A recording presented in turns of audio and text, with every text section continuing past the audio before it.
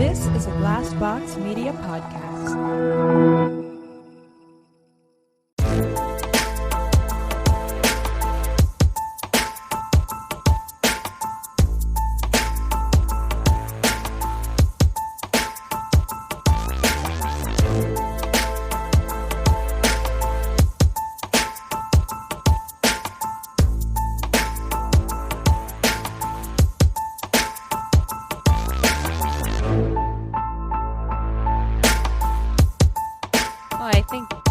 Know what we want to talk about at the top. Very important. Oh my God. When I tell you, and everyone will know immediately what we're talking about without us even having begun to talk about it, because it's everywhere. Like every single person I talk to is like, oh my God, have you heard about the Armie Hammer DMs? I spent so long on Twitter reading every single one of them. Did you guys know about it before I sent you that that comment? Oh, No. about his DMs? No, Yeah. I mean, I knew. We've talked about his proclivities Correct. for like being into kind of the BDSM culture, which I think too, we're big, don't yuck people's yum. Right? Yes, absolutely. Like, and from what I read, I'm actually really fucking upset because this thing that he's doing is not a kink, because to do kink responsibly, like there has to be aftercare, there has to be consent, there has to be safe words. Like, this thing that he's doing is about manipulation, gaslighting, and control and abuse. It's flat out abuse. So I don't feel bad like shitting on him right now because I feel like he's a piece of shit, and I'll put it out there. That's not the responsible way to practice kink. So, And can I also say, Armie Hammer, overrated. Would have said it before this. Like, he is the type of good-looking guy that is so forgettable, and I actually don't even think he's that good-looking. Like, I feel like Armie Hammer is basic good-looking guy from your high school. Like, he's probably the hottest guy you went to high school with, but that's not saying like that he's super, super special or very interesting in any way. Like, he's very bland. Someone in our Facebook group, because I'm temporarily back on Facebook, I don't want to talk about it, but someone in our Facebook group did say that. They were like, he's so forgettable. Like, he has one of those like generic attractive guy faces that's very forgettable. So overrated anyway. Twitter memes are fire. Someone posted, they were like, I would have known about this had you not said anything, because look at his cold, dead white boy eyes. They are. They're so dead. I think that maybe is part of it. It's like there's nothing interesting going on in his face. Like, there's nothing that pulls me in or draws me in about him. Like, I don't look at him and think like, oh man, I want to dive into the depths of whatever that is, because there's nothing there. Well, apparently there's something there, because woo-wee. I think the comment that disturbed me the most was when he got turned on by "Don't fuck with cats." Oh, did you see that? Oh, I don't know. No, I don't know. No, please tell me everything about this. I couldn't even fucking watch that movie. It's so fucked up. So "Don't Fuck with Cats" is, I think it's on Netflix, and it's about Luca Magnotta, who's a piece of trash, tortured cats, and eventually ended up murdering people for fame online. And so freaking Armie Hammer's texting one of his kittens, and he's talking about "Don't fuck with cats." And he's like, yeah, it's pretty messed up, but I have to say by the third episode, I was getting pretty turned on. No. Also, I mean, we just jumped right over that, but the fact that he calls all of his ladies kittens is so gross to me. I found that to be weird. It's such a, like, I'm not going to remember your name, so I'm just going to call you all kitten. Yep. Yes, I mean, exactly. One woman even said that, where she was like, he was texting me saying that he needed me and like wanted me to meet him somewhere, but he had the wrong girl. like, because he calls them all kittens. So he was like, he had the wrong kitten. So she like traveled and got like stood up. Yep. Because he thought he was talking to somebody else. Like, it's so, and let me tell you, trigger warning if you're going to go read those messages, because they are graphic and they are disgusting and incredibly disturbing. So just a warning, if you want to seek those out and read those, you can find sources online, but all of the mainstream sources, like, you know, E or whatever, or People, they're not going to show you the worst stuff, because the worst stuff is so bad. It's intense. It's intense. And I multi-platform like deep dive into it. I was like, Twitter, Instagram, now I'm Googling, and there's Reddit. Yeah, Reddit. Ooh, Reddit, the source of all good and evil. I know. So, I mean, that's why I was just saying there are people that are, you know, saying that the point of all this, like the shockingness of this kink isn't what we should be focused on. It's, as we're digging in further, the abuse of a lot of really young women, 20, 22 years old, who he's grooming and manipulating into participating into something that they're not comfortable with. They don't feel comfortable really speaking up for themselves. It's just, to me, just makes my skin crawl. It makes me, when I look at him now, it makes me feel icky. Yeah, I mean, and you can see it in the text messages, or the DMs, like a lot of that classic abuser language and behavior that's very designed to manipulate them into thinking that they're special, and that they're willing to do these things that they otherwise wouldn't be willing to do, because they're convinced that he loves them and that they're super special and wonderful. But he's talking to like half a dozen girls at the same time, you know, and all while he was married as well. And I feel bad for her, because she, or people, sources close to her, which who knows how reliable that is, you know, she feels totally blindsided. She's like, I knew he was an adulterer and, like, you know, not a good husband, but I didn't know all of this stuff. And he's of course denying it, but it's coming from so many sources at this point that I'm like, that's a lot of Photoshop work from a lot of different people if these aren't real. So yeah. Oh, blah. Blah. Icky. But you know what else is in celebrity news right now that we should discuss? Because I saw it and I was like, that's interesting.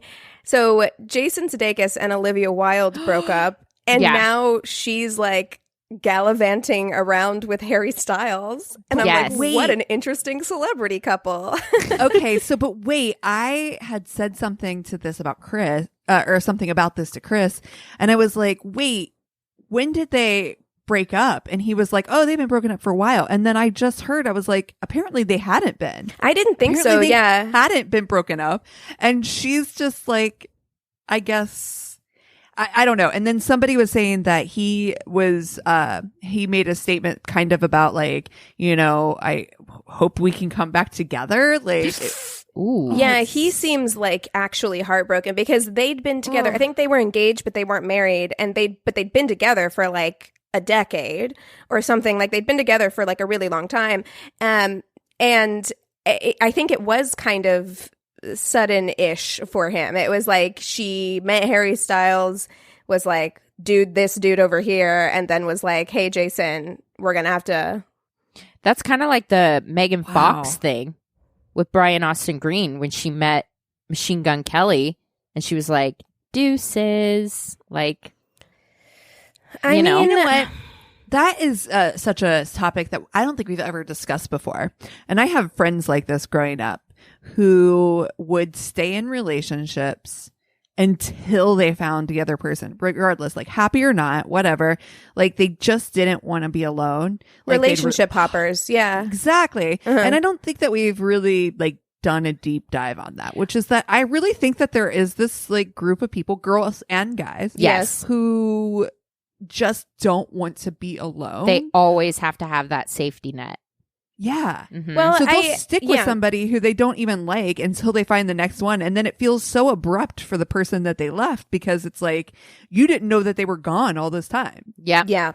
Yeah. Or they were looking, they had one foot out the door all of this time. And like, I get it from the perspective of like, being alone is scary, like trying to figure out how to operate by yourself, especially if you've been in relationships like all of your adult life. Like the idea of trying to like figure that shit out on your own is scary, but it is very unfair to the other person. Oh, it's extremely unfair. And it's unfair to the person that you hop into it with. Mm-hmm. But mostly it's unfair to yourself. Being alone is scary, but it's also fucking incredible. When you're able to cobble together a life on your own, when you can pay all your bills and you can cook a meal for yourself and take care of your dogs or what have you, the amount of, I can't describe the feeling. I just remember it was, it's terrifying, it's sad at first, but there was this period where it was overwhelming how proud and strong I felt too. It's underrated. You know what I mean? Like it's just an underrated thing to if you've never experienced fully being alone, like there's a pride and personal pride that you can't like it can't be explained, you know, like you have to experience it. And you get to know yourself like you would not believe. Dude, I am a weird motherfucker and I love that about me. But discovering who you are on your own is, I think, imperative to then going into your next relationship, being able to have a solid foundation of self, which is something that I never had until my divorce. I had never really lived on my own. I don't had family, roommates, boyfriends, one after another kind of thing. And it just, it wasn't really until I had that time to myself that really figured out who the fuck I was, what the fuck I wanted out of life. I actually almost dated somebody that was going to break up. They were going to leave a relationship to be in a relationship with me.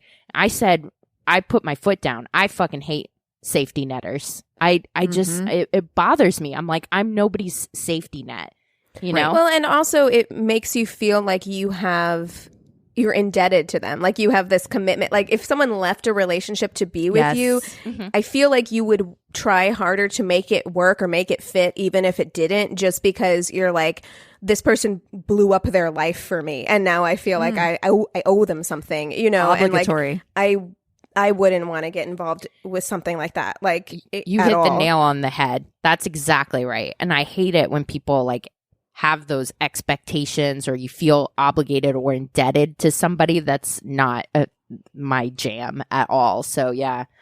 I mean, and who knows if that's what's happening with Olivia Wilde and Harry Styles. Maybe Harry Styles is just that charming. Like, you know, I could totally see that. Like, he's super charismatic and charming. And I actually, I was at LAX waiting to get picked up a couple of years ago. And this guy walked up to me and was like, hey, can you take a picture for me? And I was like, yeah, sure.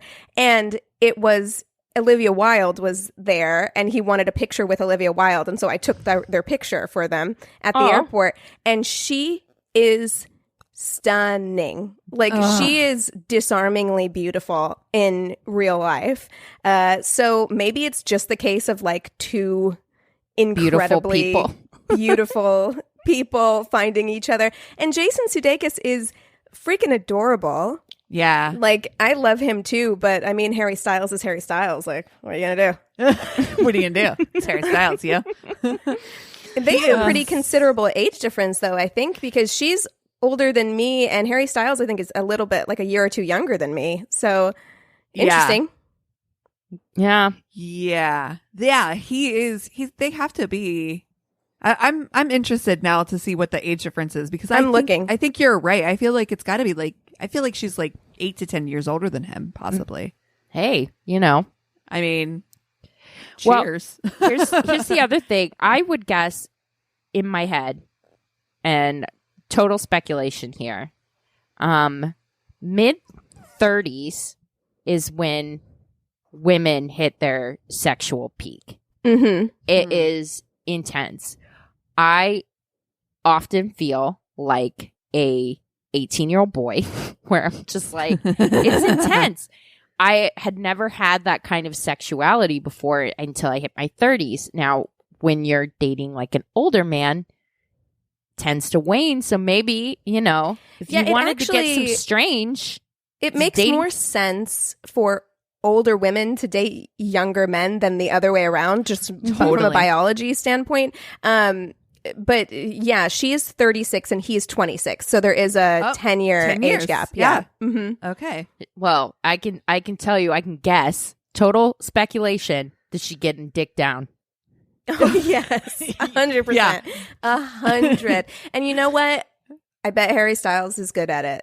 So yeah, he looks like he'd be good at it. He does. I'd be disappointed if he wasn't, because he does give off that vibe that I'm like, you can pull off wearing, you know, a blouse and grandma's pearls like I've never seen. So I mean, a man with that kind of confidence, I'm like, he's bringing that to the bedroom 100%. He's got that David Bowie androgyny. You know what I mean? Mm-hmm. Which is so fucking sexy.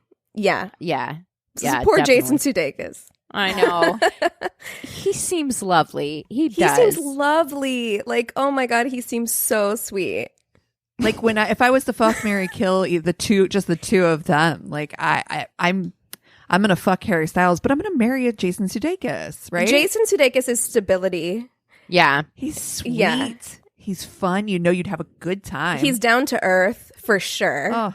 Like, he's the type who's gonna wear sneakers on the red carpet. Like, that's Jason Sudeikis, you know? Yeah. He's just chill. And you're gonna be able to go in public with him and not always feel like you're have to, like, I don't know, like, I would have so much anxiety dating a Harry Styles. Like, I could never be good enough. Yeah, I feel like you have to look like Olivia Wilde, because it's just like, there are people coming at him all the time, which Jason Sudeikis, I mean, adorable, but he's not having ladies like throw them and gentlemen throw themselves at him the way that Harry Styles is. Not a thirst trap. No. No.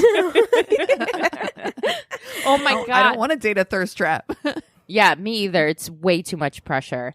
But how did we gloss over the fact that the only compliment I want to receive now in life is being called the Michael Phelps of anything? Did you guys miss that too? Yeah, I don't know what you're talking about. It's one of Armie Hammer's DMs where he's calling one of his main kittens the Michael Phelps of fucking. And that's right. That's right. Oh my God. Okay. Also, can we also say, I know that this is not at all the point, and there are so many worse things to point out about Armie Hammer's DMs that I feel like we've already touched on, but he does something that grates on my nerves more than anything, which is that he is a consecutive texter, which is like, he will text a sentence and then in a separate text another sentence and then a paragraph and then another sentence, and I'm like, motherfucker, you could get your thought out in one or two texts. I don't understand, because he's blowing up your phone. Like, if he's texting you, it's like da-ding, da-ding, da-ding, da-ding, and I'm like, it's I notice it's walls of texts, and like, you're ruining my solitaire game. Oh, yeah. Right? I'm like, I'm trying to play Best Fiends. If you, please. I'm busy. Exactly. No, and you know, I feel like if people are like that over text, that means they're probably like that in real life too. You're dominating the conversation, even virtually. It's annoying. I don't like it. I don't like it either. Oh, God. Good times. The Michael Phelps of fucking. Oh, that's God. Gold medal. I do want to be told that. I mean, I would appreciate it, actually, because I'm like, yeah, like several gold medals. Right. Yeah. And you make it look easy. So that's great. Well, we have a lot of new patrons this week that I want to give a shout out to. So let's get started. I want to give a shout out to Mitchell O'Neill. I actually don't know if this is Mitchell or Michelle. So it could be either. Let us know. Please message us on Patreon. As we know on this podcast, I have butchered many a name and would be happy to correct it in the next episode. But we would love to thank you for joining us on Patreon. Also, Erica Strabo and Kelsey Capehart and Darian Sean. And also, Brina, welcome to Patreon. Your support means so much to us. We are so grateful to have you always and forever. And if there's anything that we can do that you want to see on our Patreon, please reach out and let us know. We had lots of plans for content when we thought that this was coming to a close and we would be able to be together in person. But of course, that is not the case at the moment. So we're having to kind of recalibrate what we want to do for Patreon. But if you have ideas, we are always open to accept those. Yeah, definitely. We're in the middle of it, so we're kind of locked down for the foreseeable future. But seeing the week that we had with so much support and love, we really appreciate it. We got a couple reviews too. Which thank you so much if you've taken the time to go on iTunes and rate and review. We really appreciate it. And if you need to know who we are, because we didn't do it last week, this is My Worst Date. I'm Christina. I'm Keegan. I'm Cassie. And we are 100% so grateful for everybody who is out there supporting, listening, sharing, telling friends, all of that. It means a whole lot to us. The one thing I want to point out is because since we've been separate, since we've all been, quarantining and in our own bubbles, as it were, I have been responsible for getting out Patreon, gifts. So pens and stickers and all those things. So if any reason, anyone hasn't gotten anything, everything is up to date except for the brand new people. But if anybody feels like they should have gotten something but didn't get it, please just reach out to me. You can DM us, you can email us, you can message us on Patreon or on Patreon. But yeah, it's coming your way. If it hasn't gotten to you yet, but you feel like you should have gotten it by now, please just message me. Times are weird. So totally. Well, who should we fuck, marry, kill this week? I have a really good idea. Awesome. Okay. So I have been binge watching ER. Okay. So I forgot. I was just like, I needed something to fall asleep to the other day. And I was like, I just want to put something on that I don't really care about. I forgot how fucking good ER is and stayed up till 3:00 in the fucking morning watching ER because it's so fucking good. I forgot. And so I've never really been into medical TV drama. And I kind of feel like it's because ER spoiled me. And I feel like I've never found a show that really hits that note. I don't know. I loved House. So to be fair, and I feel like we've done doctors before, but we have never, I don't know that have we ever done nurses? I don't think so. I don't think so. I have to say I've never watched a single episode of ER. Me neither. I was going to say that as well. I've never seen ER. I've never seen Grey's Anatomy. When did it start or come out? 94. I was guess what? I don't was know. Third grade then. Yeah.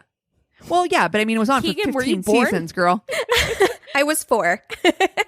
Girl, it was on for 15 seasons. But it was on for yeah, a long time. You guys have heard of Friends, right? And it played on TV, it was rerun central when I was growing up. So I may have caught bits and pieces of episodes. But I have to say, as far as hospital dramas or medical dramas go, I never really watched anything except for House. But if we're doing nurses, I did watch all of Nurse Jackie. So yes, Nurse Wild. Jackie was great. So I can pick Nurse Jackie for mine, which is a mess of a human being. So gosh, and I watched all of Scrubs, so I would pick Carla. Okay, yes. Okay. I don't know who that is. I never watched Scrubs. Oh, she's the curly haired nurse who was married to Turk. So she's one of the main characters. Sassy, smart Latina nurse, head nurse. I am going to pick Juliana Margulies' character then. Okay. Which is Carol Hathaway. Okay. I always thought she was a doctor. Again, because I've never seen ER, and they used her a lot in promotional materials. It's Michael Crichton, and it is fucking spectacular. Wait, Michael Crichton? Yes. Like the guy who wrote Jurassic Park? Yes. Wow. Interesting. Yes. Okay. It's so fucking well written. I forgot. Like, I literally was like, I couldn't remember it because, like you said, it was 90s. I didn't remember enough of it. I remembered enjoying it, but I didn't remember enough of it by a mile to know, like, if I, enjoy. I was like, I am riveted. It is so fucking good. Okay, so for some context, Cassie, give us like a brief like overview of her character so that we can make an informed decision. Mm-hmm. I think we should do that with all of these guys because I kind of feel like I definitely don't know who Carla is. So, Nurse Hathaway is she and George Clooney's character were kind of an item. So like the first season kind of opens with them having broken up. She is she has some the first or second season, she tries to overdose herself. She tries to commit suicide. So it's very dramatic. She comes back and her character is very has lots of levels, lots of layers. But we like her. We're rooting for her. Yeah, 100% we're rooting for her. She's very sweet. And the thing of it is too, is that it's like that perfect characterization of her, like that first episode being very like large and in charge. She knows everything. She's got the key for the box. She's the one who's like everybody goes to. She's got it all together. And to see this character who has it all together, doesn't have it all together is she's just a really layered character, and they just do a really good job. And Juliana Margulies is just beautiful. Perfection. Anyway. Yeah. Curly haired dreams. Yeah. Oh, for real. Mm-hmm. Most perfect curls ever. Bitch. Well, yeah, like I said, Carla is the head nurse at the hospital. She doesn't take shit from anybody, not even the doctors. She ends up dating and getting married to Turk, who is Donald Faison. So you know how the two main characters are Donald Faison and Zach Braff. She's like the third main character, and that like the relationship between her and Turk is, but she's just like a really ambitious, motivated, take no shit from anybody, really empathetic, big-hearted. I feel like woman. She's kind of like, I hear from a lot of nurses who work in hospitals that like they are really the ones who like run shit. Yeah. And I feel like that's her. Like she's the one holding everything together, like keeping the ship afloat. You know what I mean? Right. Okay, so have you guys seen Nurse Jackie? Yeah. Mm-hmm. Okay, yeah. So Nurse Jackie, for our listeners, like it's Edie Falco, who is incredible. Like her performance in this show is unbelievable, but she is an ER nurse, and again she is like super smart, like runs shit, like they would flounder without her, but she has a massive pill addiction, so she is constantly blowing her own life up like all the time. Like she's got a super hot husband and family, and you kind of like track her trying to stay afloat while also doing like kicking ass at her job and struggling with this addiction, and then how the hospital handles it. It's such a good show. So yeah. The thing, when I used to have two phones, I used to have a work phone and my personal phone, and if my work phone went off, my husband Chris would always be like, "Your Nurse Jackie phone's going off." Yeah, because she has like her secret like drug boyfriend phone, and then like her regular phone. So yeah, okay. This I think I know what I'm going to do. Hard, yeah. Go for it. I think I know what I'm going to do. I think I'm going to kill Nurse Jackie. Yeah, she's not a great person. Not a great person. She really isn't. Like, you want to root for her in the way like you want to root for the bad guy. It definitely gives you that like Dexter vibe of like you want to root for the bad guy a little bit. I feel like it's kind of Breaking Bad vibes where like it's a protagonist. She is the protagonist, but also she's objectively a bad person, and it speaks to Edie Falco's amazing character work that you root for her at all, because she does 100%. humanize this character, you know, a character that could easily be the fucking worst person on the planet. Yeah, for sure. And you're right, Edie Falco is incredible. She's amazing, and I love Nurse Jackie. I thought they did a really good job with it, even though it gave me a little bit of anxiety to watch. But she is she's great, but it's gonna be a no for me, dog. I am going to fuck Juliana Margulies' character, just because she's smoking hot. She's got a little bit too much melancholy for my liking. And so that's why I'm going to have to marry Nurse Carla, who sounds like a fucking boss bitch. Yeah. And I feel like I'm all about that. Do you know who she makes me think of now, reflecting on it? She reminds me of Amy. Oh yeah, our friend Amy. Yeah. Yes, 100%. She's got that energy. Like she's a boss got bitch, that but she's vibe. also funny, and she keeps it like light. Yeah, but she'll And throw big, hands love if she that. has to. And Yeah. big-hearted. Yeah. Yeah. I think I'm going to do the same thing as you. I don't think I'm going to marry Juliana, just because I feel like from your description that we're too alike. You know what I mean? That I'm just like the way that you described her, and just, yeah, I need someone to balance out. I'm kind of a naturally melancholic person if left to Right. my own devices, and I need that light, fun boss bitch energy. I feel like me and Nurse Carla would be like power couple goals. Yeah. Where we Well, shit. I feel like I'm a little bit more like Nurse Carla. Maybe I should have married Juliana Margulies. You know, I Oh. feel like you can't marry Juliana Margulies because I Can't. feel like, and again, I've never seen ER, and that show went on for a very long time, so maybe I don't know what I'm talking about, but from what I'm getting, I feel like George Clooney is always going to kind of be it for her, and so there's always going to be like a never quite measuring up situation happening, and like I can't. That sounds exhausting, to be married to somebody who's, you know what? It's like the character in Legends of the Fall where I'm like, do I want to be married to her when like she's just pining for Tristan the whole time? Like, nah. Yeah. No, and yeah, I loved Nurse Jackie as well. I totally get what you're saying about the anxiety watching it.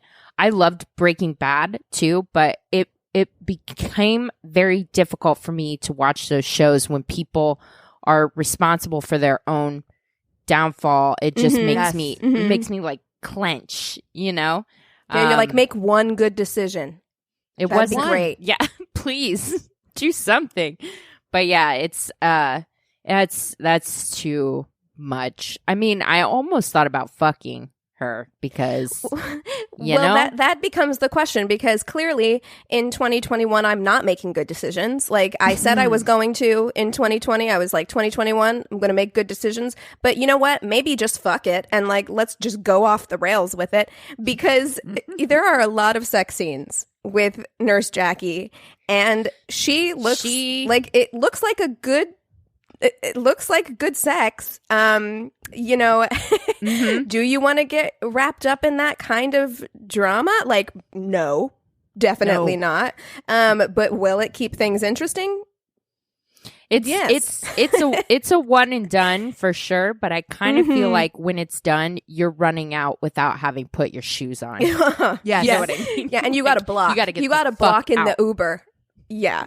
You gotta immediately, like, you have fun for a good 4 to 5 hours of like date and sex, and then you're out forever. You have to be, because if you even think about answering that second text, that second you up text, now you're in it, and you're gonna have a real hard time getting out of that spider's web. So you know. Exactly. Dangerous. But I actually do think, if we're talking purely about sex, the sex with Nurse Jackie is going to be better than the sex with Juliana Margulies. Like, you're right. The sex with Juliana Margulies is going to be kind of sad. Yeah, I think. feel like there's going to be a lot of. I think it's going to be It's gonna be slower, too romantic. It is going to be more romantic. Yes, Nurse there's Jackie's gonna going to be fuck you. Yes, You're exactly. right. God damn it. Yeah, I want to like- change my answer now. Juliana Margulies is going to be playing like the Smiths while you guys have sex, which I'm like, I don't know, There's definitely a candle lit. So you know what? I don't actually have to do this, and it's not my real life. So I'm going to be the one who's going to blow it up. And I'm going to fuck Nurse Jackie. And no shade at all on Juliana Margulies, who's, I don't know her character's name, but I'm going to kill her. Nothing against her. And then, of course, I'm going to marry Carla. And we are going to have so much fun. Yeah. Like, yeah, for sure. 100%. Yeah. Oh, that was a good It's gonna one. be Married at First Sight for her and I. I've literally never watched Scrubs. I'm gonna have to watch Scrubs. I'm gonna have to watch Scrubs, and you guys are gonna have to watch ER. Fair. Yeah, where we're at. I'm actually on the hunt for a new like bedtime thing. 'Cause we finished 30 Rock last night. Like my Love 30 Rock. third rewatch of it because that's where we're at now. Completely rewatchable. Yeah. It's such a rewatchable show. Yeah, but awesome. Well, you guys want to take 5 and we'll come back with stories? Yes. Sounds good. Cool. And we're back. And I almost didn't make it back because the three of us have cats. All three of us have cats, right? Have you ever, like, I went pee during our little break. Has your cat ever jumped up on your lap and sat down while you were peeing? Because mine just did that to me. And I was like, well, what do I do? I gotta have stay there. no idea why, but none of our animals like the bathroom. Huh. Isn't that weird? It is a little weird. Is that where the ghost is?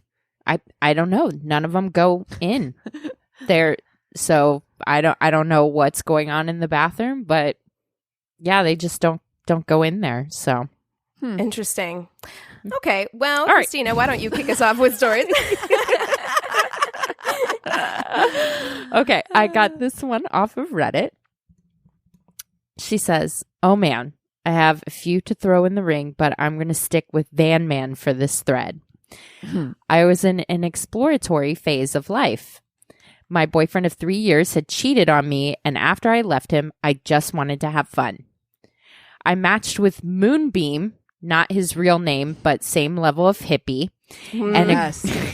and agreed to meet him because his profile picture showed him living out of a cool van. No. Why was that a thing where she was like, actually, that's a plus. Like, I'm happy about Exploratory that. phase of her life, yeah. She says, my stupid ass thought that he would be one of those adventurous van lifers, not the scumbag kind. Red flag number 1. This sounds like a 23-year-old made this decision. I'm feeling like... 100. Oh, yeah, he's living out of his van. That's awesome. We met at a random bar an hour and 15 minutes away from my house because he couldn't meet any closer. Red flag number 2. What? He lives in a van. Like Right. his home You is could go literally anywhere. mobile. Like you should be able to meet me wherever. Wherever. I don't understand. This place was local, like sticky floors with a jukebox with 10 regulars at the bar with 3 light beers on tap, kind of local. I miss it. I know. We said hello, and he had already ordered. When I got there, he had already had 3 straight whiskeys, and it was 6 p.m. Red flag number 3. I mean, this is pre-COVID, so yeah, like I'm like 2020. I'm like, we started at like 3:30 or so. That's not the worst. No, that's true. But pre-date, though, I feel like Yeah. before a date, like you can't have 3 straight whiskeys before a date. Yeah. This we chatted about random first date things, and since I had been craving excitement, I liked his rough around the edgedness. By 7, Moonbeam had 5 whiskeys and suggested we go for a walk. So he had 2 more in an hour. Yeah. Cool. I remember my ABC class that we had to take, when I was waiting tables, and that's more than you're supposed to have. You have to be cut off at that point. He suggested we go for a walk. We were literally in the middle of a strip mall plaza with gas stations next to us, and I asked where we would go.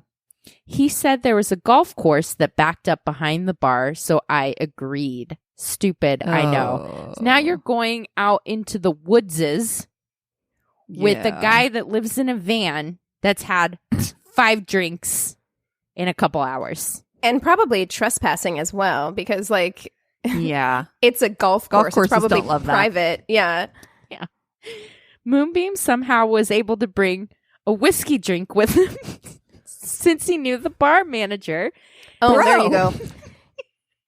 And the entire walk, he was drunkenly rambling about his ex who broke his heart, but not before filing a restraining order against him for something he definitely did not do. Okay. Red flag. Why would you bring this up? Oh, no. Cool. Oh, geez. Red flag number 4. We come up to trees in an area, and I made a comment about how pretty the sky looked that night. He looked back at me and gave me a really creepy smile and said, "Aw, that's just really too bad."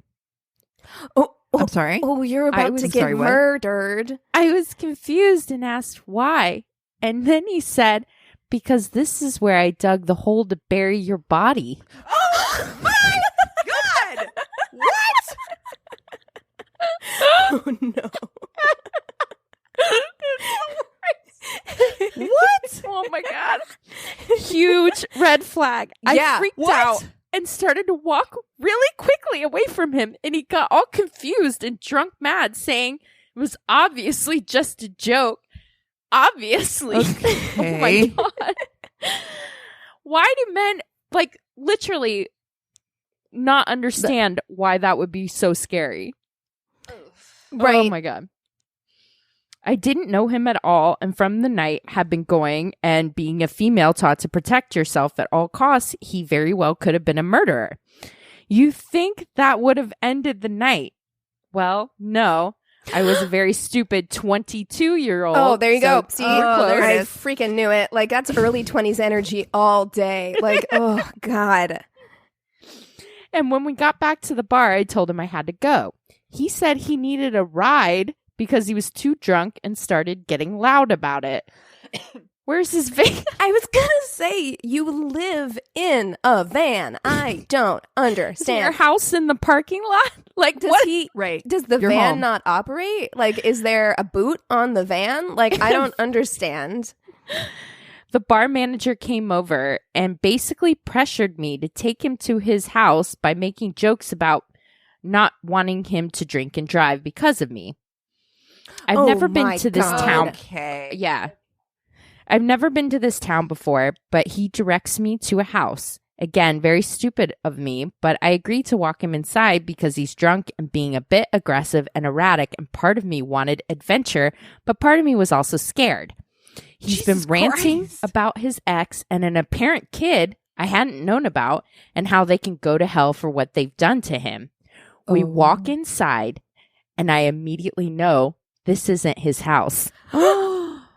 There's pictures of a family on the wall, No. and he's not in any of them. No. Oh. He's going through the cabinets like he doesn't know where anything is. I'm trying to figure out a way to leave without him noticing or reacting when he starts crying.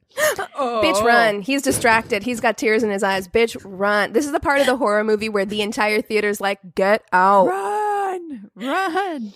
Not just sniffling, but bawling his eyes out about his ex and kid. He then goes over to the pictures and starts ripping them off the walls.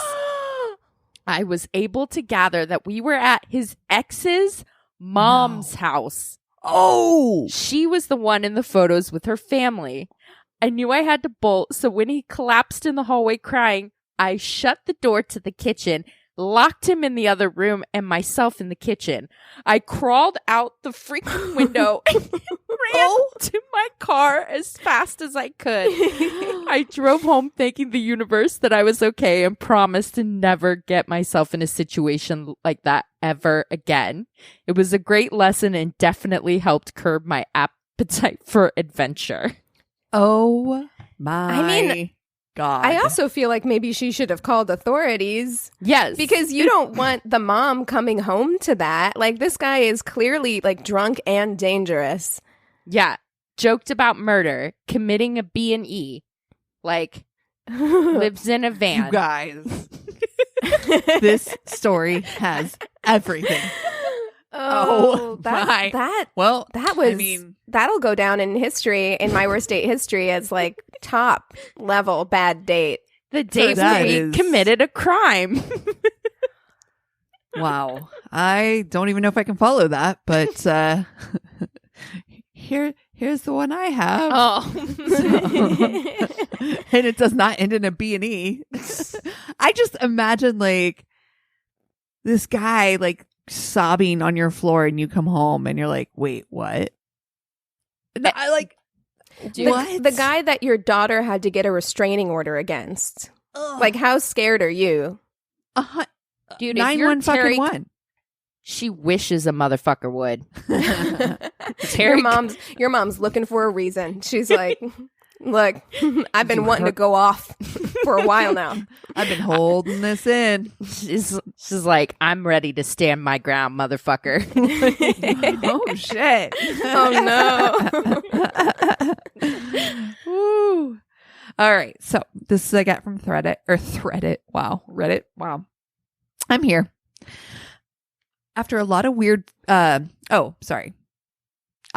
30, female, was not meeting any new guys from my friend's circle, so I decided to try online dating.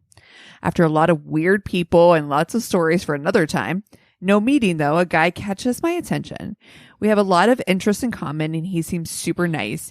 He's a good 4 years younger, which is interesting because I usually like my men closer to 10 years older than me, but he seemed mature and fun. He would often talk about all the books he's read and we would bond over things he had learned that day. I love that learning phase of your life when you're like talking about all the like, oh, listen to the smart shit that I found. Yeah, I've been watching a lot of documentaries. Yeah. I actually did feel like I did a significant amount of self-improvement when I was online dating just for that reason, to be just interesting. Have something to talk about. Yeah. When we finally meet, things go very well at first. He tells me the classic, "You're not like other girls, but nothing terrible yet." Then I decide I was going to ask a hard question to know his thoughts on it, since it's a sensitive topic I hold close to my heart. I ask, and he answers very much like I would, which I let him know. I praise him and I tell him I believe a little detail is a small bit different. And he says, "Oh, I used to think like that when I didn't know better." Oh, no. Oh, no. That shocked me, but brushed it off, giving him my reasons. After that, he grew increasingly more smug and insulting towards me. I even tried telling him me his thoughts on and mine were exactly the same, except that a small detail, which was more of a thing of opinion than a cold hard fact, and that I respected his opinion a lot.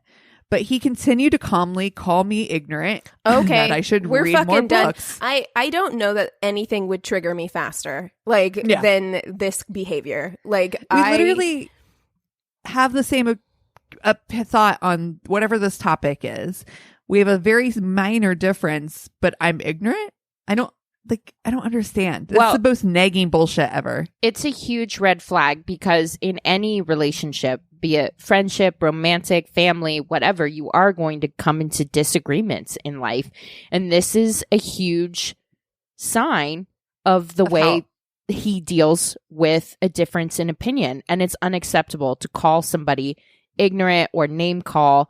It's a closed-mindedness that I wouldn't be able to deal with at all. And it's ugly. It's ugly. If you have to resort to name calling to defend your opinion, then your opinion isn't shit, you know? Yeah. Well, and it feels very immature, right?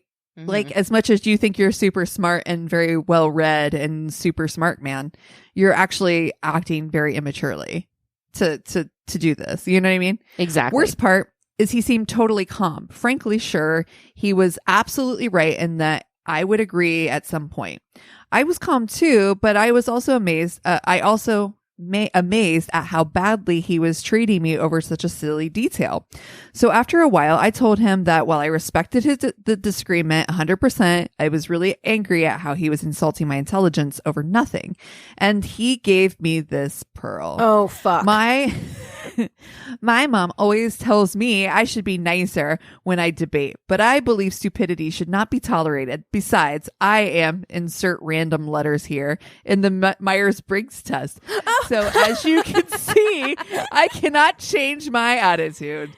Okay, we're done. Check, please. We're fucking done. Like, somebody who's going to react this way in this situation, like, I hate to see them about something that they actually do disagree on. Like, and good luck finding somebody who's willing to put up with that. Like, okay. I am triggered. You're going to be more triggered in a minute. Oh my God. Later, he tried to come to my house or set up another date, but I just told him I was not interested. A friend later told me that I should have told him, well, I am an Aquarius. The edit that she puts, I just found a conversation I had with my friend about that day, and the topic that they were debating about was feminism.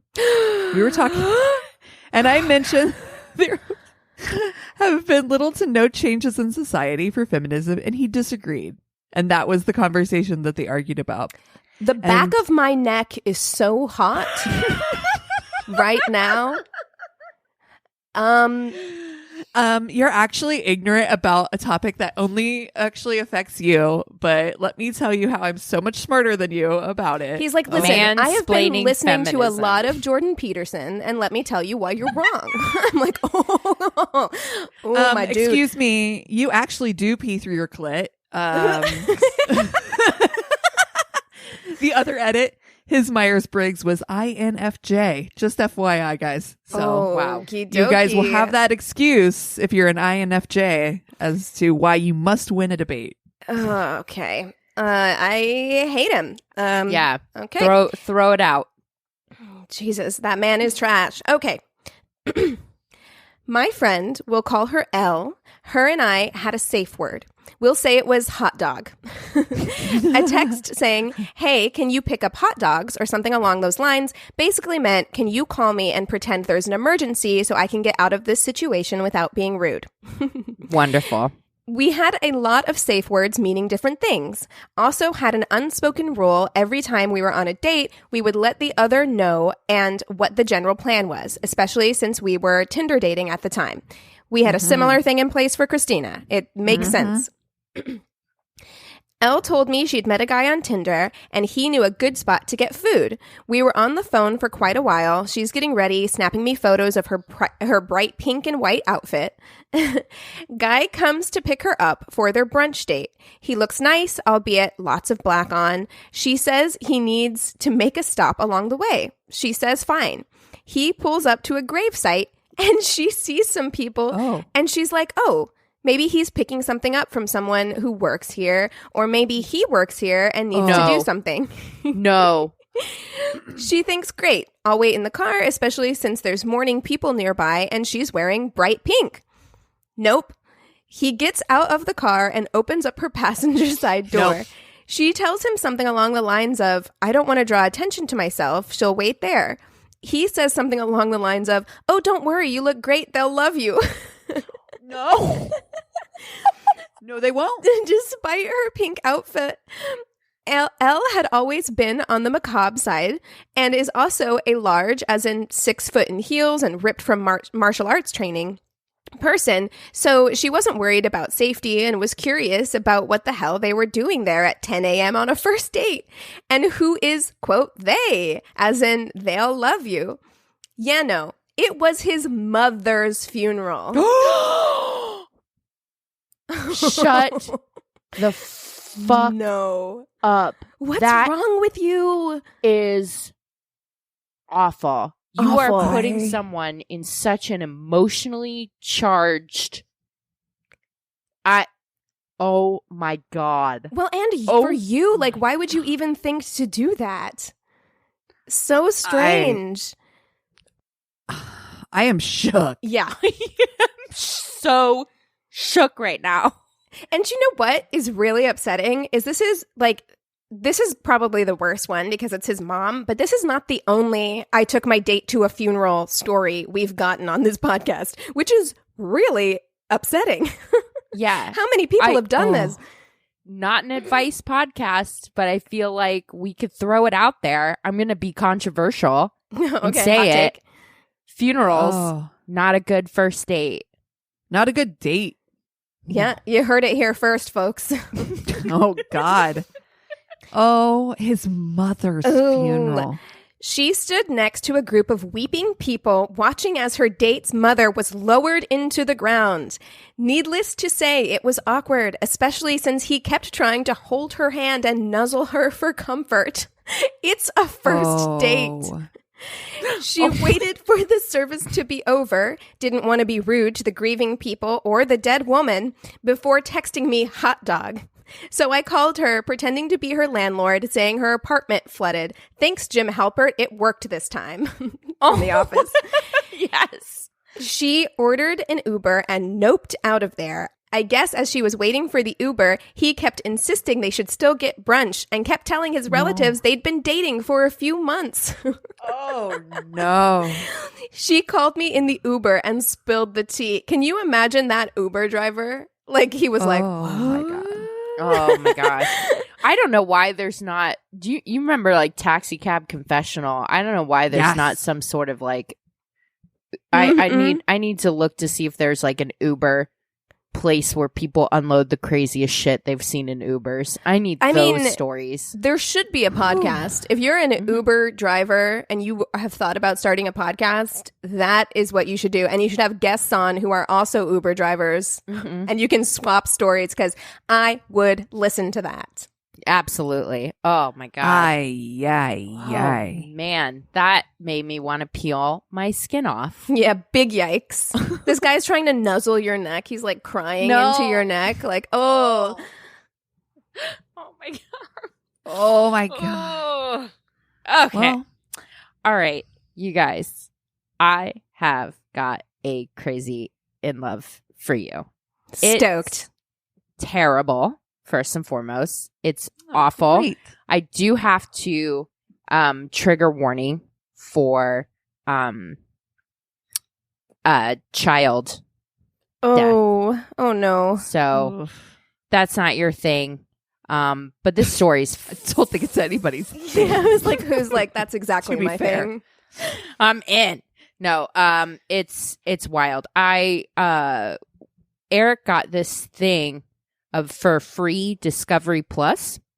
Oh, yeah. So he installed it. They have an entire true crime section that's just like banana sandwich. It's bigger than anything I've ever seen. So I started watching this show called American Monsters. Yes. So this comes from that. So you may recognize it. It takes place, it's a hometown, here in Rowland Heights, outside of LA. It's about 20 miles outside of downtown LA. Like if you go east, like far east. Yeah, East LA. Yeah. Yeah. Okay. So Neil Williams was 19. He was working at Subway, sandwich artisting. His coworker was like, bro, I have got the perfect chick for you. Her name was Manling. Beautiful, exotic. And he just like fell in love at first sight. He told his mom about her. Like, she's just so easy to talk to. I'm super into her. So things progressed very quickly. She got knocked up and they ended up like 1 year later having their first son, Devin. And then shortly after that, they got married. So they got like a court ceremony, and then they had a big Taiwanese wedding with all of her family. The pictures look beautiful. She looks beautiful. They look like happy family. Wait, but just to reiterate, he's 19, right? He's 19. Or 20 at this point. Yeah, 20 at this point. Okay. They're young. Yeah, we just had a story of a 22-year-old who went on a date with Van Guy. So if that gives you any perspective of the maturity level we're working with here. Right. Okay. And Neil is just this lovable dork, completely and totally into being a dad because now he can get all the Star Wars toys that he wants, and he likes to play like lightsaber fight with his son. They have like Legos and like all those toys. He also collects samurai swords that he hangs as wall art because he's, 20. Yeah. And we talked about that. But yeah, I mean, he's loving being a dad. He started a job at Disney, and Manling is waiting tables at Marie Callender's. So they're a young family. They're making it work. Soon after, she gets pregnant again, and they end up having Devin's little brother, Ian, in 2003. Devin was kind of like the quiet kid, was just like really sweet and very snuggly, and Ian was just the rambunctious, like mischievous madness that just wanted to be anywhere that his big brother was. So, they're a young family, but they're doing it. And Neil's mother lives nearby, so she helps with watching the kids and all that stuff. So things seem pretty good. They make friends with their neighbors, and their neighbors also have kids. So there's constantly kids playing in their house or playing out in the yard and everything. It just seems everybody's like, yeah, it was really fun young family.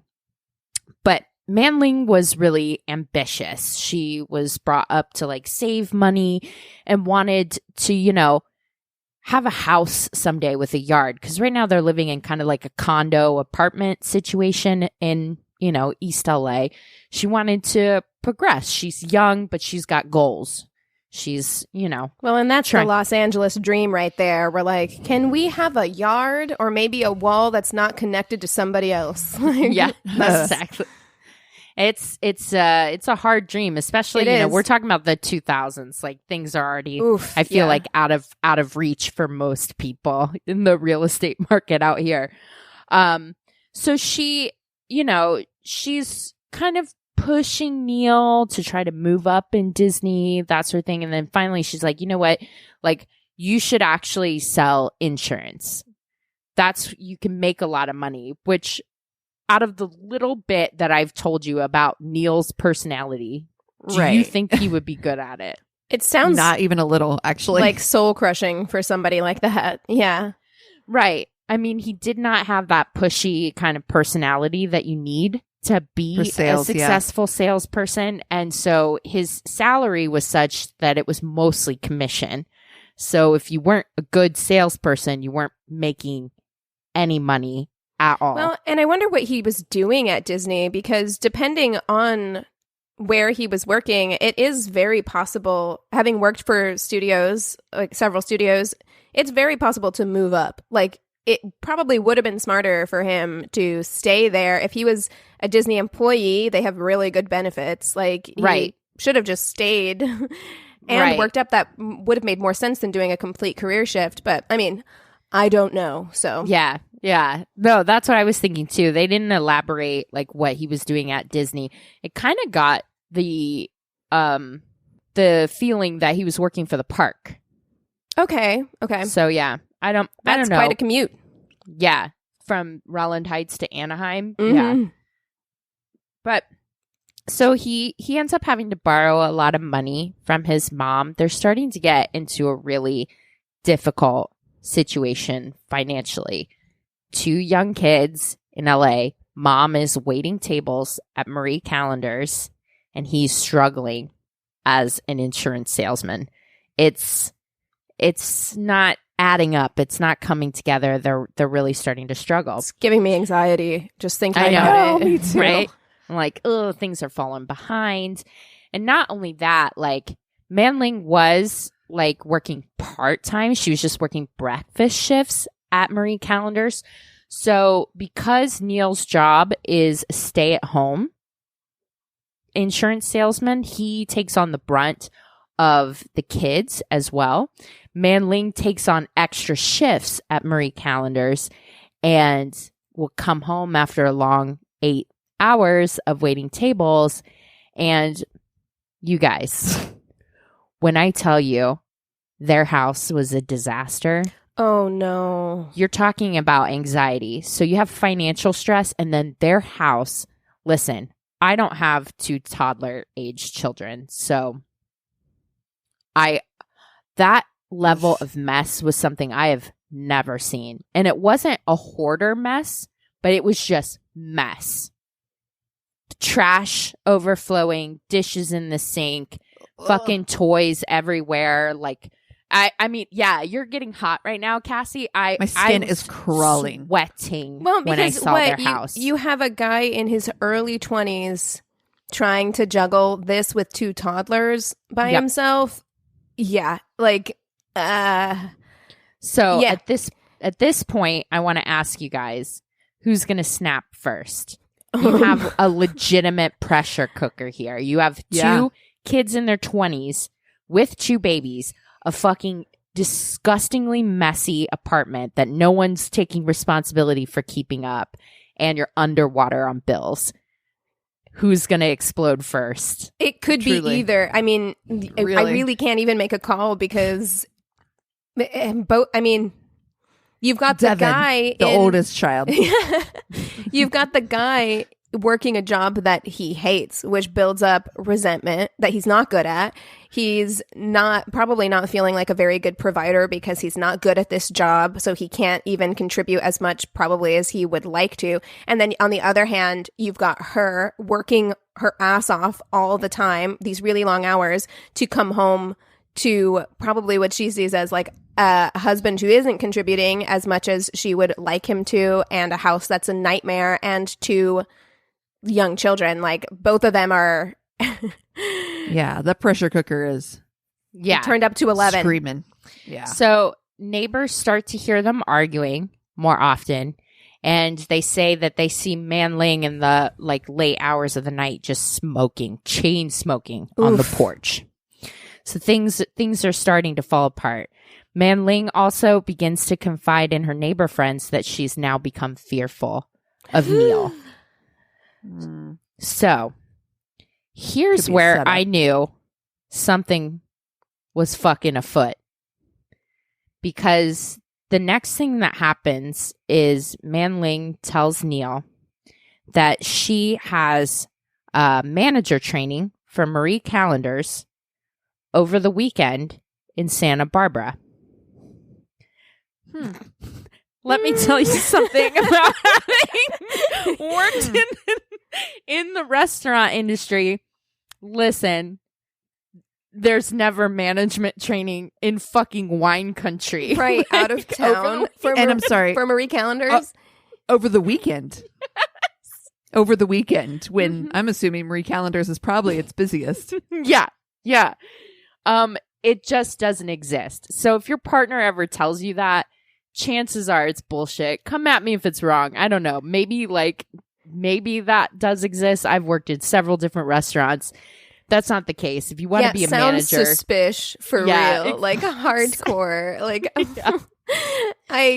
especially like Santa Barbara seems very odd. Like, you already live in LA. Like, if there was gonna be a manager's training somewhere, like, I imagine that it would be like a ball, like they'd rent a ballroom of a hotel in Los Angeles to do it. Like, it's weird. Is the headquarters of Marie Callender's in Santa Barbara? I wish. I mean, and I'm not shading Marie Callender's. Look, no, pie all day. Like, right. I'm into it. I'm just saying, like, I don't see that. It doesn't happening. add up. Yeah, exactly. So, yeah, this is in June of 2007. So it turns out what she's done, shocker of all shockers, is she has reconnected with her high school crush, John Gregory, and whisked off to a romantic weekend in wine country in Santa Barbara with him. John Gregory is, single, kind of a player. He has no kids, no drama. That's his, MySpace persona. Dude, no drama, but you're going to go away on a weekend with a woman who's married and has kids. That seems like you're asking for drama, my guy. Yeah. That's like Days of Our Lives drama right there. And Neil, imagine like if you find out, like you're under the kind of pressure you're under trying to take care of 2 toddlers, and you find out that your wife like fucked off to have a good time with someone else while you're like caring for 2 small children. Yeah, and also, what's your fucking end game, Missy? Like, you're going to come back and you're not the manager of Marie Callender's. You're still waiting tables. So, like, how do you think that's going to play out? She's like, I failed my manager's training. Yeah, I didn't train well. In Santa Barbara. So, yeah, she comes back and, like, August 8th. 2007. So it's like a month later. Manling runs out of her house screaming for help. Neighbors are like trying to comfort her, saying like, what's wrong? One of her neighbors goes into her house, sees up at the top of the stairs a fucking crazy blood bath. Well, the first thing the neighbor says is like, oh my gosh, I didn't know her house was this messy. Oh my God. Oh, damn. The police photos, it's insane. But then at the top of the stairs is Neil's body, blood everywhere. So they call the sheriffs. The sheriffs come. They're like, what the hell is going on? They take Manling. They take her into custody, first of all, because she's just shaking and screaming. And they get her story. She says that the night before, she got a phone call from a friend, and they went to TGI Fridays at around 10:30. They had some apps. They had some drinks. She gets home around 12:30 or so after stopping at the gas station for cigarettes. She wakes up at like 4:30 because she has insomnia. She gets into her car and drives to a nearby ridge to smoke cigarettes and watch the sunrise. She says she's been doing that a lot lately. And she's like, but I left the door unlocked. And she's like, I go up to this ridge. She's like, I've been doing it a lot lately because I have to think, you know, blah, blah, blah. And when I came home, I saw this scene. So the police and all of the like, detectives are like, uh-huh. Mm-hmm. So the police and the coroner are looking at this scene.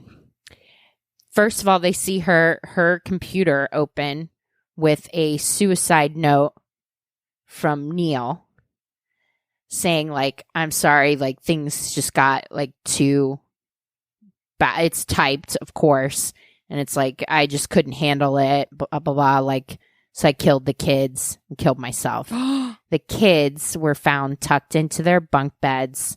The coroner says it looks like they've been suffocated, like with a pillow. They're just like all tucked in their SpongeBob. Aww. It's fucking horrific. So they're like, did he commit suicide? And then they took literally one look at his body. He has been hacked apart with one of his samurai swords. That's not how you commit suicide. To find out, he's had over 92 wounds over his body. So, not a suicide. Like, literally impossible. Missing limbs and shit. So, they are literally immediately like, no. Okay, so it's either an intruder or Manling. It takes them all of 2 seconds to look in her car and find a pack of cigarettes with Neil's blood on them. Okay. Oh, okay. Okay. Like, she is not very smart. No. So then they confront her with the cigarette box, and that's when she cracks. Wow. That didn't take very much. Here was her plan.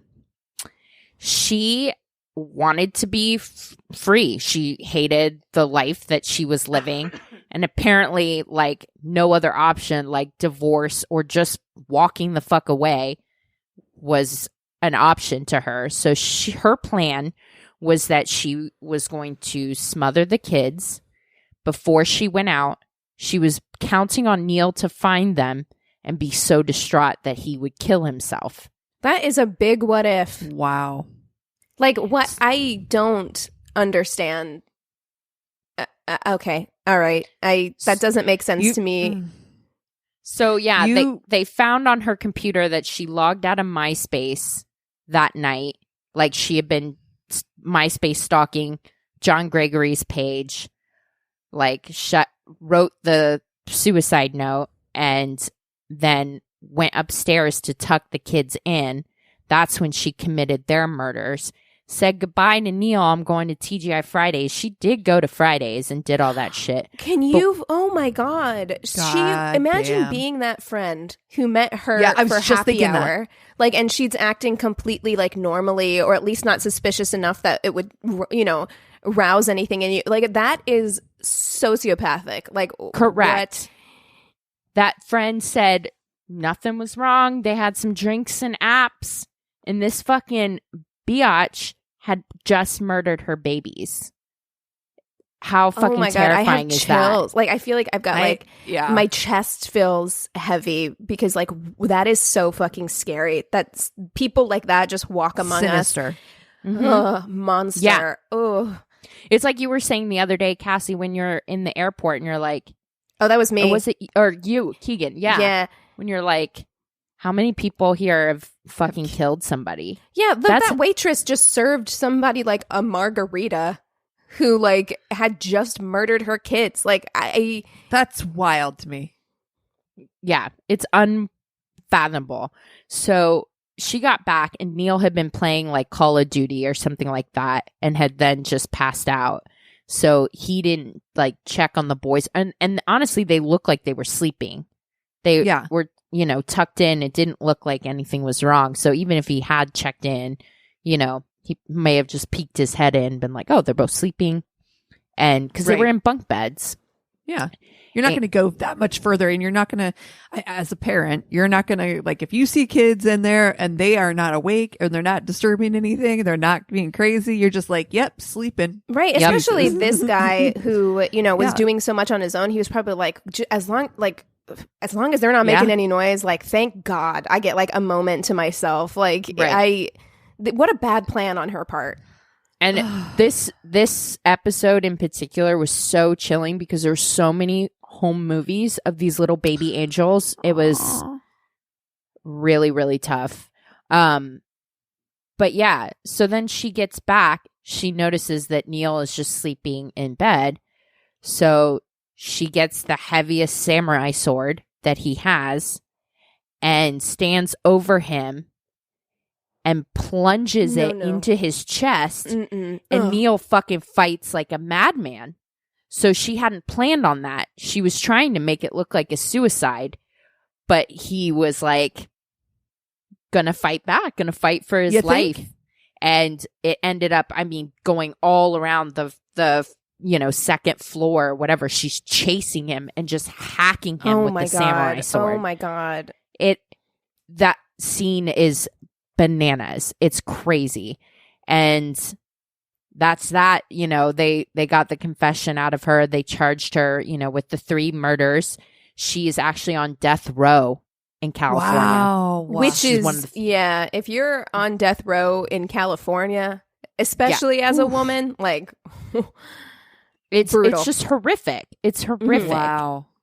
And it's so stupid because they end up not on the show interviewing John Gregory. I found like a snippet of an article because there's not really a ton of information about this crime online. There's no real articles. They're not one of those good hometown, Yeah. I think it's just because this case is just that fucking horrific. It's so bad. But that guy was just like, yeah, we weren't dating. We reconnected on MySpace and like hooked up, but like I don't understand. He's like, she's like, I am traumatized because I did not think I led her on in any way to say like, oh, if you get divorced, I'll be with you or whatever. Like, yeah, talk about your worst date, huh? Yeah. Ugh. So, wow. Manling Williams on death row in California, family annihilator. Wow, Christina. And the episode was such too that for the first good bit of it, I was just like, that's why I asked the question. I'm like, who is it that's going to snap first? You know what I mean? Yeah. Is it going to be him or her? Because it seemed like it was anybody's fucking guess. 100%. 100%. Yeah. Wow. Well, that was good. I always feel weird being like, that was a good one, because it's so horrifying. But it's a story I'd never heard before. Wow. Right. Yeah. American Monster was actually something too. I put on as a palate cleanser because I watched a couple episodes of Evil Lives Here, and that became too much. I saw the episode of the woman that was married to Peter Tobin, the guy. Oh, Google him. I don't want to get into it here because that you think this story I just shared was bad. Peter Tobin is that horrific. sounds familiar. Me too. He's the one in England that had all the little girls buried in his backyard. Oh. And his wife like had no idea, and so she's sharing like what it was like to be married to him, and I was like, I got the creepy crawly. So then I put on this as a palate cleanser, and then I was like, I have to go outside and see sunshine now. There's an episode of Who Did I Like Effing Marry, where it's but I didn't say effing just because I didn't want to say fucking, like that's the name of the show. But it's like the Green River Killer's wife. No way. It is, I feel so sad for this woman because she was so like genuinely in love with this person, and like they were happy and she seemed like happy, and like her affect is so flat because she completely cut him off. Like he still writes to her and she doesn't respond and like stuff. But it's like, can you imagine?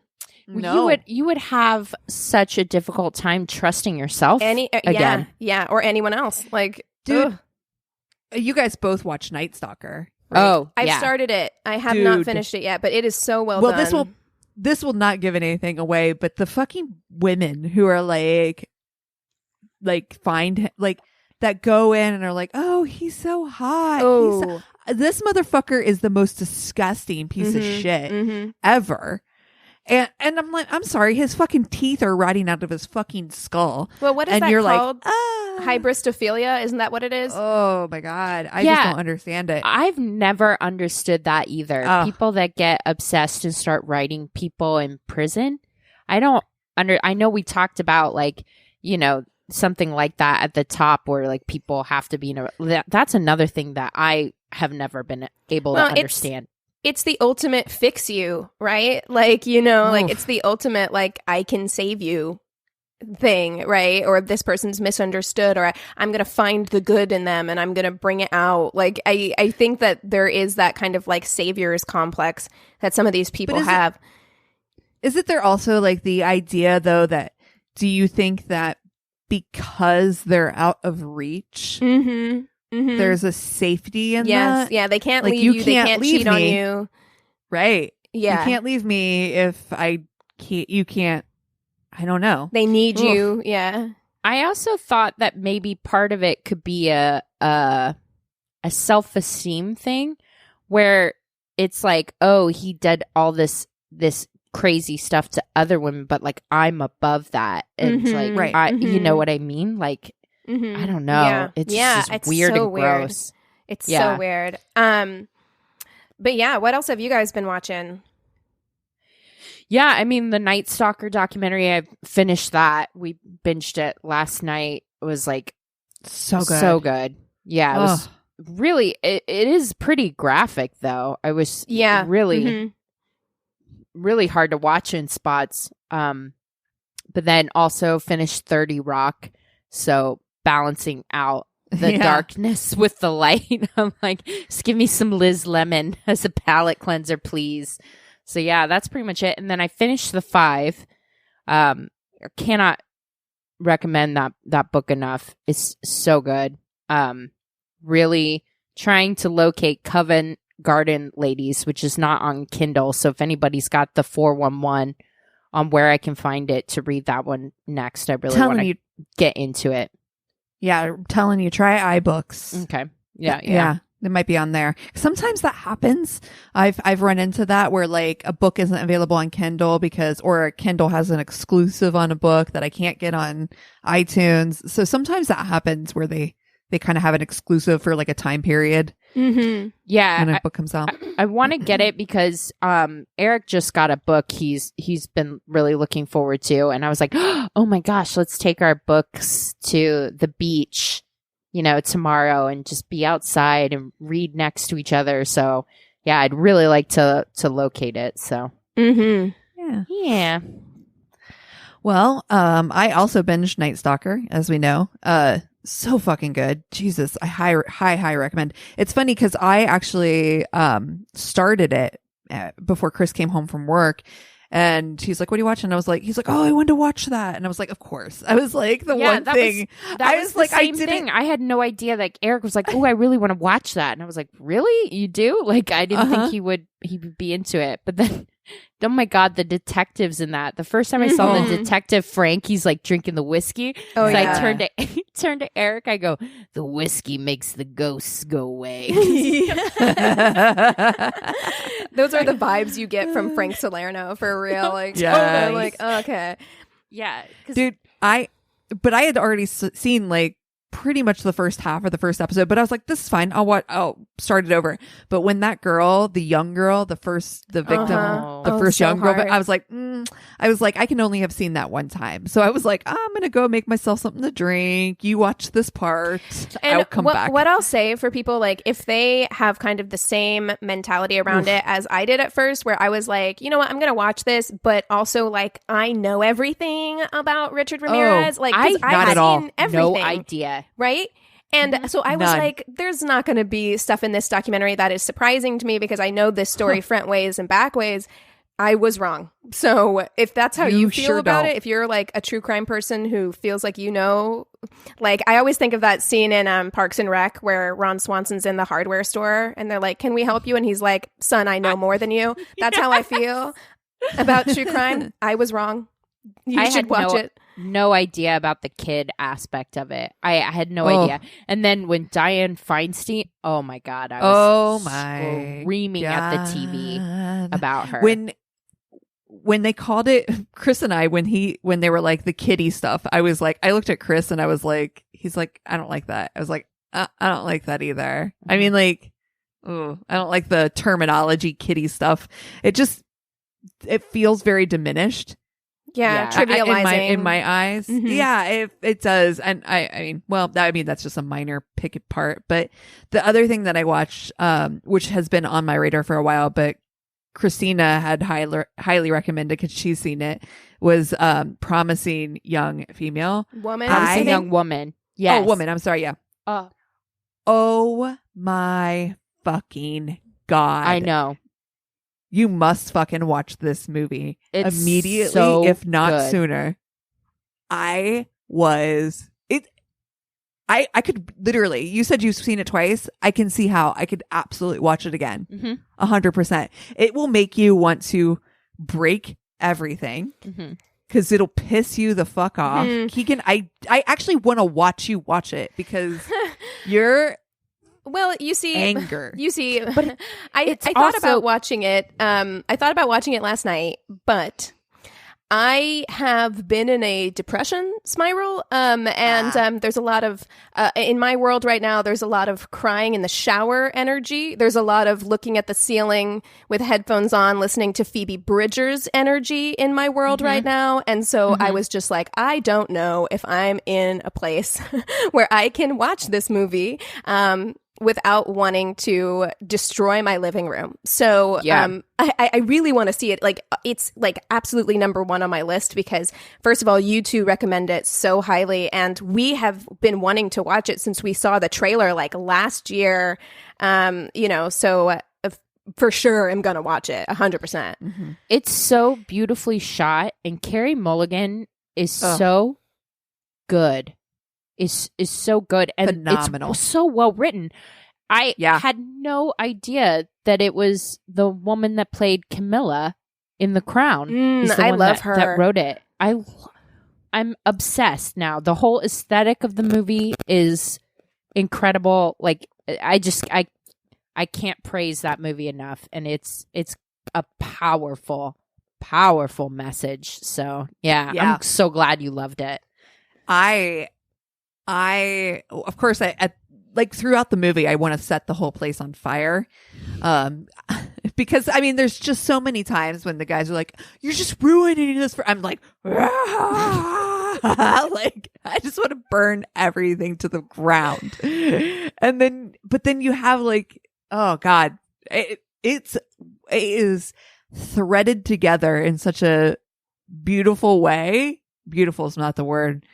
It's just so well put together. Yeah. It's hard to explain. It's a very, very well done movie, like across the board. And I wish that more movies were like that. It's been a while since a movie's really reached me that powerfully. Like I'm used to the blockbusters and all that stuff, which is not to say that those aren't enjoyable, but to watch a film that really like tightly resonates, gets you like that.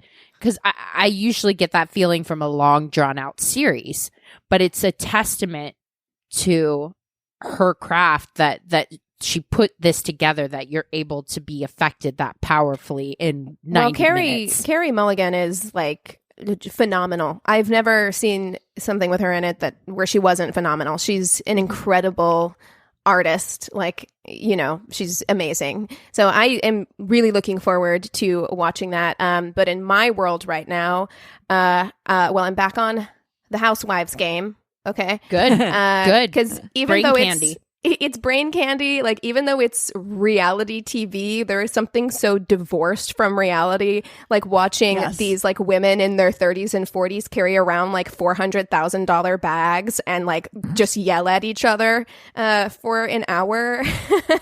That I'm like, okay, I can have it on. The other thing that I've been watching to get back to my YouTube recommendations, the series of YouTube recommendations that I've had on the show, I have been watching the YouTube channel Observe, which is basically just a body language analyst watching people. Like, he's been doing a lot of true crime, so he'll watch like interrogations and then pause the video and be like, this thing means this thing, or could mean this thing. And I realize, like, he even says he's like, it's not a exact science and all of that stuff, but there is something so interesting in watching somebody who like has expertise in nonverbal communication kind of like show you things. And the true crime ones are very interesting. It's just Observe is the channel name. Okay. I'm looking it up right now and following, because that sounds fucking fascinating. I was watching the Amanda Knox one earlier today, and then he has one that I haven't watched because it's pretty long, where he looks at the like John Benet Ramsey's parents in interviews. I want to see that and things like that. So I watched, he did Scott Peterson, like, and I watched that too. So nice. Yeah, I would also like him to do a series of when he just goes to restaurants and watches couples and like figures shit out. Like, this guy's married, and I'm like, I can't imagine being married to this person, because like everything you do, he would be like, you just had like a contempt grimace on your face. What did you really mean by that? Like any little thing. I watched him analyze. The first one I actually watched was when I was coming out of my Crown phase, and I watched him analyze the engagement of Prince Charles and Princess Diana, and like the first interview they gave, and he's like, how did anyone think these two people were in love? Like, everything about their body language is like, they don't even like each other, like, let alone want to be getting married, Well, yeah, they'd only like really been in person 3 times, and then they hadn't even been alone at all. Yeah. Oh, and they're my like, gosh, we're overjoyed. So cool. And he's like, I don't think they're overjoyed. That's not what joy looks like. You might show a show you might like, Keegan, is a show called Lie to Me. Yeah, he talks about Lie to Me a little bit on the show, or on the YouTube channel. I would watch that for sure. Yeah, I used to watch it. I liked it. I liked that guy, Tim Roth, that actor. Me too. Well, cool. Well, hey, if you guys have any shows or books that you want to recommend, if you have stories to tell, if you just want to reach out and say hello, go to our one-stop shop of a website. It's myworstatepodcast.com. And we love you so much. Cheers. This is a Glass Box Media Podcast.